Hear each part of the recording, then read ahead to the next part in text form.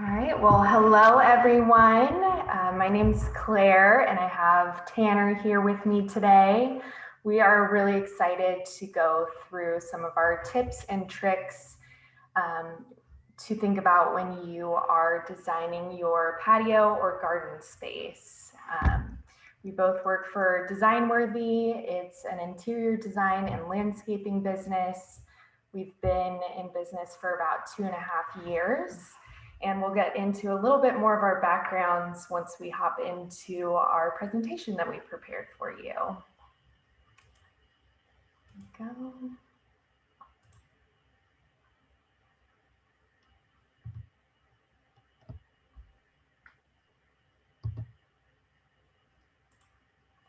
All right, so like I mentioned, I'm the owner and principal designer of DESIGNWORTHY. We're based in Southern California, Redondo Beach to be specific. And a little bit about my background. I grew up in Southern California and then completed a program at UC Berkeley, as well as a master's degree in interior architecture and design. Lived in the Bay Area for a while and started this business about 2.5 years ago.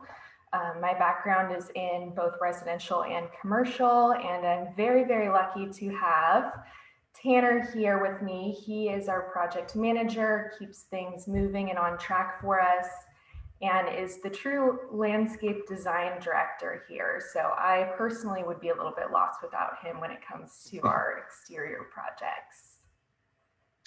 Hi, so nice to be here with everybody today. Yeah, like Claire mentioned, I'm the project manager as well as the landscape director. Grew up, in the garden as much as possible. And I actually received an environmental degree from Sonoma State University in Northern California. And since then, I've moved back down and joined DESIGNWORTHY. Beautiful. All right, so today we are going to share a little bit about our business. I mentioned before we do both interior and exterior projects. So here's a quick glimpse at some of the work that we've done together in the past year or so. An interior design project here, and then some of Tanner's beautiful green artwork, which is what we're going to be focusing on most today. So to introduce to you our goals for today, we have a very specifically outlined process that we follow for both interior and exterior projects. This is based on a lot of trial and error with a lot of clients and projects in the past, and it's very detailed, it's very specific, and so we hope that by outlining our process that we use specifically for clients, that you might find a couple of little tips and tricks along the way. We're going to show you how we plan projects. We're going to talk a little bit about the most important aspects of projects. And we're also going to go over some of our adaptive gardening principles. I know you met with Tony Gattoni, and we thought that that was a really interesting way to approach gardening, and also figured that some of the items that we use for projects overlap with the principles as well. So I'll let Tanner introduce some of our adaptive gardening principles. Perfect. Yeah, so like we were saying, Tony Gattoni's adaptive gardening was a big influence for this project we're going to run through below, just to show you some examples of our process. Some of the things that, we've taken from her and in past projects and experiences include using pots and planters instead of in-ground plantings, using, more water-wise, easy to care for plants. Doing vertical gardens has been a really popular thing lately, and something that we really enjoy, just being able to easily access, be it an herb garden or just for beautification. And then adaptive tools. One of my favorite tools is using a hand sprayer instead of lugging around a garden hose. And we use that in every single project that we do. So Yeah, those are really great. And we also have a couple of examples of those as well. Right here, in fact, we have both physical tools that you can use to make your gardening a little bit easier, as well as some resources to make sure that the plants that you're actually using in your garden are going to have the best chance at thriving in your space. So Tanner, you let us know what these tools are exactly, and also how we can access the hardiness scale for California. Yeah, one of the best tools that we've come across for making sure that plants are gonna, work with your environment where you live is the USDA government website. You can actually go, we have a link down here for you to copy down. And it'll go over the plant hardiness. So you can see the map right here and the different, the different colors representing your different spaces and what will do well. And they'll actually show you what plants do well there as well. So if you're worried about um, having a freeze, some plants aren't going to do very well there. But, being in Southern California, we're pretty lucky with our weather. That's true. And like we mentioned as well, the sprayer, there's one at the bottom there. This is something that I use every single day, be it for my plants inside or also patios. It's a great use. And then a little bit of vertical gardening as well. You can see these planters and plant stands in the middle. That's just going to make it a lot easier to access your plants. That way you're not bending over. It's not putting too much strain or stress. And then another great tool that's on this page are these planter inserts.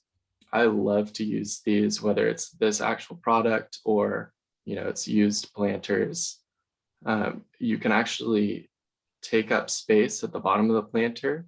And instead of it being, another 20, 30 pounds heavier with soil, it kind of caps the amount of soil in there. So that's a great way to make sure that it's not too heavy so you can move it around, but also it's going to keep your plant from drying out too quickly. Yeah, this is great. This is something that I had no idea about whenever I tried to implement plants in containers for my own spaces. I was spending a lot more money than I needed to on extra soil that you never really saw. And also, I think this is great for plants that require both sun and shade, because if you just fill this whole thing up with soil, it's going to be really heavy. And if you're only at half the soil, you can't even tell from looking at it. You can more easily move it around your space to make sure that it gets the correct sunlight and shade. So I think all of these tools are really great. All right, so like I mentioned, our process is very detailed and very specific. This is probably much more specific and detailed than the average home gardener is going to need to implement a really beautiful outdoor space. But when we are working for client projects, we want to make sure that we are very efficient with our time, very effective, and that we can properly plan and thoughtfully intend for the final result. So we're going to kind of go through each of these steps for you, showing what it's like for us as DESIGNWORTHY, how we get our clients involved, and then a couple of tips that you might be able to pull from this and implement in your own project. So our first step is coming right up. All right, this is the site measure. So this is really the most important part of any project for us, whether it's an interior design project or whether it's a landscaping or patio project. We always love to go to the home and take very detailed measurements of the space. This is really the only thing, aside from maybe weather or plant maintenance levels, that limits us and also provides opportunity as well. We always figure that if the space can't physically accommodate something, then we can never ever present it to our clients, no matter how beautiful or lovely it is. So sometimes we'll have our client take measurements for us if we're doing a remote project, which we've been doing a lot more of lately.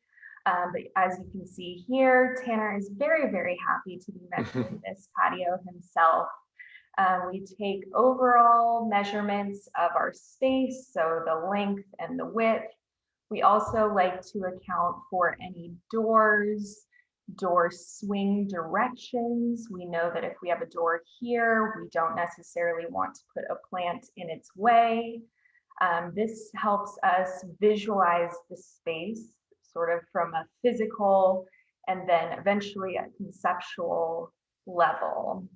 We're also paying attention to details like the heights of our walls, as I mentioned, the placement of doors, windows, architectural elements, any existing furniture, plants, or planters that we want to keep and consider for the space. And also we are taking a ton of photos. It's really important, even though you might think you know your patio very, very well, it's important to have photos to reference when you're out shopping, in case you need to have a visual representation in your mind for where maybe an outlet might be, or just a reminder for what your space is going to look like. And they actually make these really handy laser measures now too. So that's a great adaptive tool to add to your toolkit. So you're not on the ground measuring everything. You just pop that little laser measure and it gives you the exact dimensions of your space. So this is actually an example of a measurement that our client gave to us. So simple graph paper, drawing out the space. We've seen a lot of client supplied measurements and floor plans in this last year as we've been doing more remote work. And this is actually a really great example and something very simple that you can do without a lot of digital tools. And I will let you go ahead, Tanner, and explain, first of all, what CAD is and what we're looking at here and why it's useful, since you're really the one that kind of leads our CAD technique processes. Definitely. So CAD is computer aided drafting. And through this process, we're able to translate our measurements or provided measurements for us into a computer drawing just like this. So this is just mapped off of the last drawing you saw, and you can put measurements in for the computer aided drafting and it will put everything to scale, which is, you know, incredibly helpful when you're planning out spaces. You can see the swing of the doors, and that'll allow us to say, okay, we can't have this here, or perhaps we can have this here, but it needs to be this size. And the biggest thing about CAD is everything is to scale. So every one of these measurements is absolutely precise, which makes our job a lot easier. It certainly does. And as you can tell, we love using technology to help us with our design process. It's a pretty heavy software. We certainly don't recommend for everyone, the home gardener, to have to learn this. But I think the more pertinent information here is that we really do spend a good amount of time up front in the project visualizing our space and really planning it out. So a sketch isn't necessarily even needed, but this process I think will help everyone to kind of understand their space from a more spatial perspective. I think a lot of times on projects, both interior and exterior, we're, let's say, working on a guest bedroom for a client, and of course the wish list is very long. It needs to be an at-home office. Of course, we're all working from home lately, as you can see. A guest bedroom, multi-purpose space. Let's get a Peloton in there as much as you can. And while that's a really great idea, we are really trying to make sure that everything that we present actually fits in the space and is something that can be implemented. So as Tanner mentioned, the great thing about our software is that everything is to scale. So this is that same floor plan. It's populated with a few existing pieces of furniture that we're working around, as well as some architectural details, air conditioning unit, barbecue, some doors and windows. This also helps Tanner specifically to understand the shade and the sun patterns. He can look at resources online to figure out exactly how the house is oriented and what type of specific weather patterns are going to be moving throughout the day.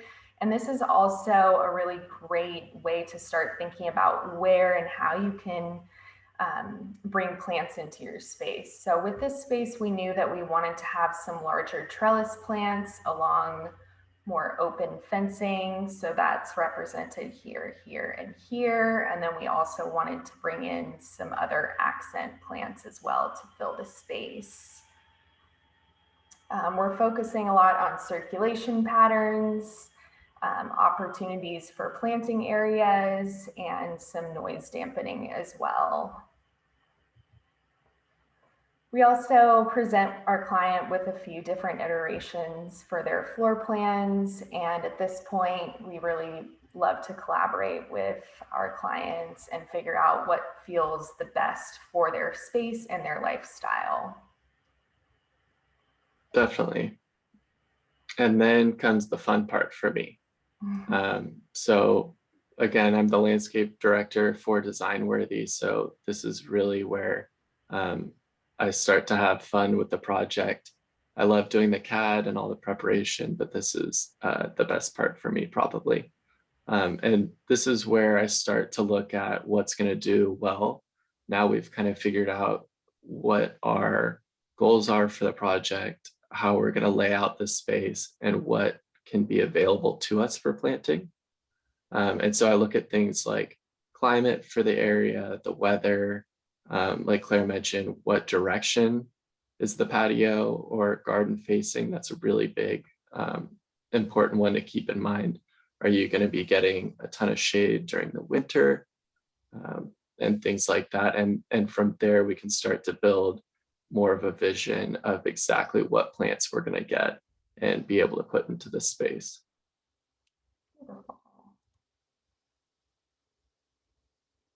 From here, we can kind of build guides based on the USDA zones, like we were mentioning earlier. And so we can dedicate, a few different types of plantings for our client. And this includes things like, how much upkeep are you willing to do? It's not always realistic to say, like, oh, I want all of these beautiful things if you're not going to, be home enough to take care of them, or if you're going to have certain restrictions on, the amount of effort that you can put into taking care of them. So this would be an example of one of the iterations for this patio. And this would be plants that you're going to have a little bit more upkeep, as well as probably replant throughout the year. And I think that this is a really fun thing that we started incorporating into our process. Small personal anecdotes. As an interior designer who does not have a green thumb at all, every time I would do my little balcony or backyard space, I would just run to the nursery, pick everything that I thought looked beautiful and in the desired color scheme, bring them home, plant them, and wouldn't know how to water them, wouldn't know how to take care of them. And so even though it looked beautiful on day one, it ended up in somewhat of a failure because I couldn't properly take care of them. And so I think Tanner does a really good job studying the area and figuring out, based on what will grow well, a couple different levels of maintenance. So if you're someone who can commit to watering every day and replanting, seasonally, this is one option that would work well for you. And then for this particular project, he also gave an option B, which is a little bit more hardy, lower maintenance, a little bit more water wise and sustainable. Definitely. Yeah. So like you're saying, this is an easier care option, which is great because it means, you can still be putting effort into your garden, you'll still be enjoying it, but there isn't necessarily the pressure to upkeep and maintain it the way that some gardens would have. And this is a great way for you to still bring in lots of color and enjoy it, but not have to have, like I said, that worry or that stress of, oh my gosh, am I taking care of it? Am I, doing the upkeep that I need to? But still being able to have, a beautiful garden with blooms and, succulents have gotten so popular, especially in Southern California over the last probably 5 or 6 years. They've become more mainstream, and so there's so many varieties. You can still get as many colors in as you can with lush green plants and everything, but this is going to be one that's going to be a little bit easier to take care of and is really great for patios because they do so well in pots. Yeah, that's a great point. And I think setting up yourself for success is really important here. And we certainly feel that gardening and garden maintenance should be something that gives you joy every day, and not stress. And so I think you're right, succulents are a really great way, and also a combination too. If you can plant your garden with some hardier plants and then have a few spaces that are dedicated to a little bit more upkeep, that's also a really great way to kind of plan out your time for maintenance here as well. Another thing that we present is the idea that the plants aren't just there for beautification, but they can serve a purpose.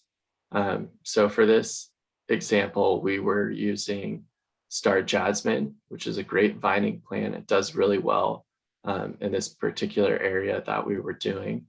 And it's really great for privacy. So, you can use it with trellises to provide a little bit more privacy. It's great for sound dampening if you're near a road. That can help provide, a bit more quiet to your space. And then also blooms. The smell of star jasmine is incredible. So that's one we definitely like to use in projects like this. Absolutely. All right, so now we're moving on to the fun part, according to Claire. I obviously started out as an interior designer. I am learning a lot about plants and gardening from Tanner here.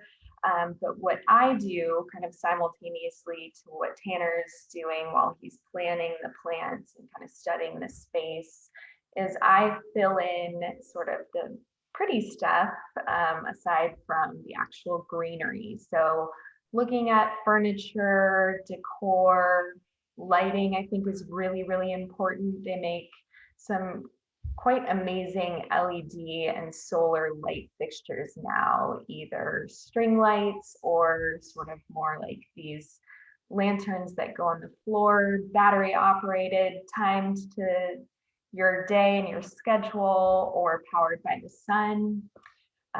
Exterior rugs as well, I think add a lot to the space in terms of texture, color, pattern, and also in really creating that feeling that your indoor living space is connected to your exterior living space as well. So I always provide a few different design concepts for every project. And then Tanner and I really marry the two portions of this project together from both the design aesthetic and also the plant selections as well. So this is one example of the design board concept that we prepared for this project, showing some furniture, a rug that really pulled from the rugs that we had planned for the inside of the space, and also a few examples of how we could potentially implement the plants as well. And for us, it's much easier to purchase plants together at a nursery rather than picking every single plant, because you never know what's going to be in stock and what looks the healthiest. So we'll refine from here, but usually provide a couple different options as far as the aesthetic along with the plant maintenance package. And this is all just to show how much of our planning goes into a project before we implement anything. So this is maybe a little bit more detailed than you would want to go, but we always tell our clients, for 90% of the time that you work with us, your space is going to look exactly the same. And I know in the HGTV world, Amazon Prime world, we want to get everything done immediately and quickly and with next day free delivery. However, it's really important to very intentionally and thoughtfully plan out your process, give yourself a couple lists that you can check off, and realize that a beautifully layered and thoughtful garden that's going to have the best chance of success is one that you spend a lot of time thinking about and implementing. It doesn't all have to be done in one day. And in fact, it's probably better in the long term if it takes a little longer than that.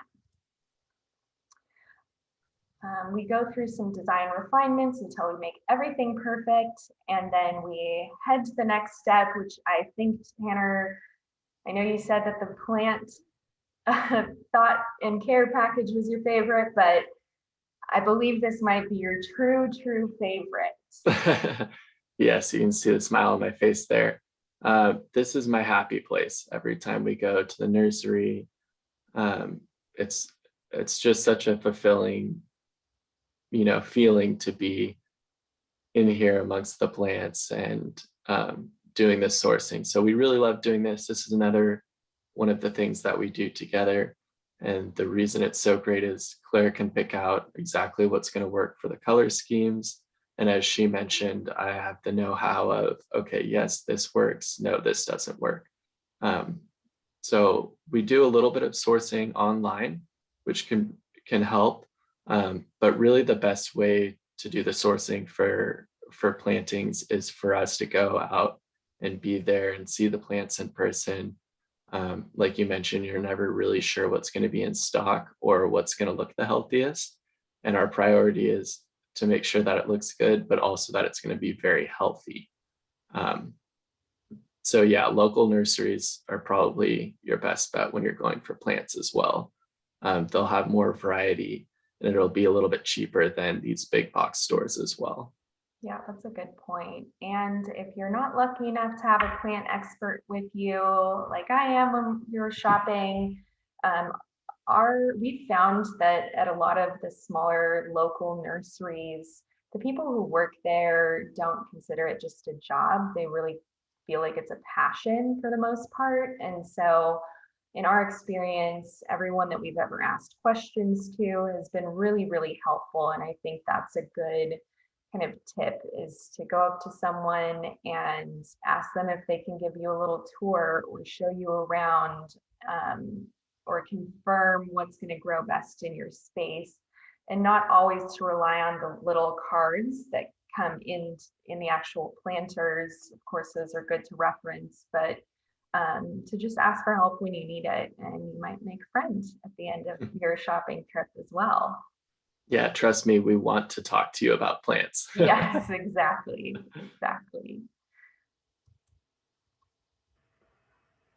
All right, so this is a great example of how we use our initial floor plan or space plan when we're actually shopping as well. We do a lot of our planter and kind of garden tools like this trellis shopping in person. It's just a little bit quicker than sourcing online. However, a great adaptive gardening tip is to actually purchase a few of your planters online. Sometimes they can be a little bit heavy, they can be a little bit cumbersome to load into your car. Sometimes you can go to the nursery and see if they have a home delivery, which is really nice too. Tanner and I both have lots of soil in the back of our cars, so we don't mind too much. But if you'd like to keep your car pristine and minimize the amount of lifting that you're doing, that's a really great resource, is to, again, ask for help at your local nursery and potentially source some of the heavier pieces online as well. And you can see here, Tanner has his hand-drawn floor plan with some little tricks and tips and notes for himself about the diameter of planters and kind of the placement, so we don't either over or under buy for our actual dimensions in our space. Definitely, yeah, never too many notes. Exactly. Always be prepared, right? Yeah, and here you can see a bit more of the sourcing that we're doing. Again, keeping in mind, okay, I know from my notes that I need, let's say, an 18-inch pot here. What's going to do well there? And so then you can take those ideas and go through and keep that in mind and have kind of a plant checklist to be bringing with you. Definitely. And we mentioned that we are kind of trying to get the entire look together for a 1 to 2 day installation. But you can certainly apply these ideas over a much longer period of time and start bringing plants kind of more slowly into your space, seeing how they look, seeing how they grow, and kind of constantly adding. I know, for example, Tanner certainly does that. I feel like I get a new photo message text every week with, this is my new plant that I bought. So it can certainly be adapted to a longer term project, which I think is probably really rewarding for home gardeners. Yeah, that's a great point. It definitely, if you're doing this for yourself, a longer time is definitely the way to go. I know that I'm just constantly building in my garden, on my patio, and house plants lately. Now that I've been working from home as well, I think we probably have 20 more house plants in the last I don't know, 6 months or so. Yeah, So yeah, it's definitely a great idea to add over time. definitely. And there are lots of studies available about the effect that greenery has on humans, on our productivity levels, on the air quality, and on just connecting a sense of, biophilia to your space. It's really a healthy way to improve your mood and your productivity and the space around you. All right, Tanner, I'll let you talk a little bit about pre-planting, because this is something that was totally new to me when we started taking on landscape projects. Yeah, definitely. So, like we were saying, this might not be for your home garden, but this is another one of our processes that helps a lot. And this, the idea of pre-planting. So this is when, we're going into an installation, we've gotten everything else checked off our list, and we're ready for kind of the last few steps until we're finished with the project. And one of the things that we like to do is pre-plant some of these pots and planters and things like that. And that just allows us to be more efficient on the actual install day. A lot of the plants are going to be too large for us to pre-plant and drive to whatever our location is, to our client's place. But a lot of these smaller ones that take a lot of time, it just makes more sense for us to have them planted up and just ready to go. So then when we get to the space, they can just immediately be implemented and put into wherever they need to be without this, long process of making sure everything is right where it needs to be. Yeah, and I think that this is a really good tip for home gardeners. Is Tanner always brings a large tarp to every install space that we work on. And anything that's not pre-planted, he'll plant actually on top of this tarp. And it's a really good way to collect all of the extra soil, plant matter, etc. And so once we're finished with the planting, we can kind of wrap it all up and have a little bit less space to clean. So a good tip for home gardening is to have kind of a dedicated space in your garden, or maybe a tarp or some sort of material like this where you can kind of be creative, get your hands in the dirt, and not have to do too much cleanup, which I am really a big fan of. All right, and then our favorite day, it's install day. And so this is when all of our planning pays off. I'm sure you can tell that we have a lot and a lot and a lot and a lot of time and thought and consideration dedicated to the project before what is actually the fun part, installing and giving our clients that HGTV moment where everything comes together. And so this is when we bring everything in, we bring our plants in, we do a little bit of planting, we do a little bit of shopping, and we set everything up. And it's really truly a very rewarding feeling. And we also get to spend a few minutes at the end of the day enjoying the space and seeing how happy and joyful bringing plants and gardening into a space makes our clients feel, which is always just our favorite part. Here are a couple of photos of our most recent install in La Jolla. And we always say, very similar to the overall project's process, an install day for 90% of the time feels like a little bit of chaos.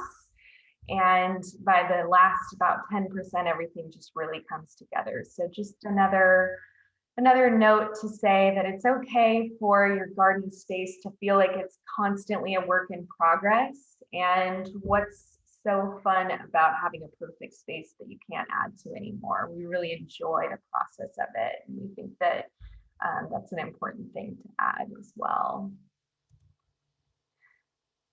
A few finished, finalized photos of your spaces. You can kind of see how our initial floor plan, from there, how we kind of got to these overall designs, incorporating some of the privacy trellis, trailing plants, our general color scheme and decor, as well as a mix of plants that are going to be a little bit easier to take care of, and also some that could be potentially swapped out seasonally or added to as well. Definitely. And then from there, we like to do a plant care checklist.